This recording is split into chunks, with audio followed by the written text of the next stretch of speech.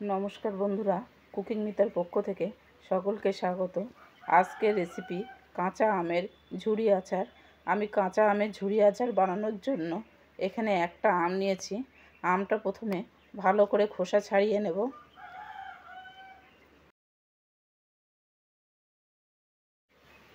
आमेर भालो करे खोसा छाड़िये नेওয়া হয়ে গেছে। আমি এইরকম একটা গ্রেটার নিয়েছি। গ্রেটার দিয়ে আমটা ঝুড়ি ঝুড়ি করে কেটে নেব।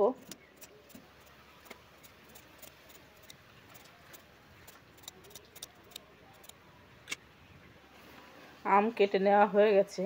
এবার একটা বাটির মধ্যে বেশ কিছুটা জল দিয়ে দিলাম আমগুলো ধুয়ে নেওয়ার জন্য। এবার আমগুলো দিয়ে দেব, দিয়ে 2 থেকে 3 মিনিট ভিজিয়ে রাখবো। 2 থেকে 3 মিনিট ভিজিয়ে রাখা হয়ে গেছে। এবার আম থেকে ভালো করে জল ঝরিয়ে নিতে হবে। তার জন্য একটা বড় ছাঁকনি নিয়েছি। ছাঁকনির মধ্যে আমগুলো সব দিয়ে দেব।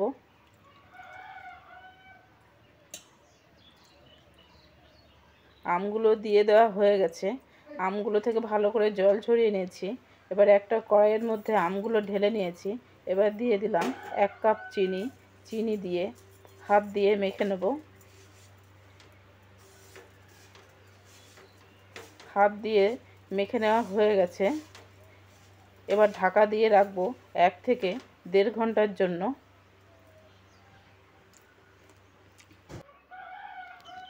ফিরে এলাম 1.5 ঘন্টা পরে। আম থেকে জল বেরিয়ে এসেছে। এবার গ্যাসটা জ্বেলে দিলাম। এবার দিয়ে দেব অল্প একটু হলুদ। এখানে আমি একটু নুনও দিয়েছিলাম। এবার সব উপকরণ খুব ভালো করে মিশিয়ে নিলাম।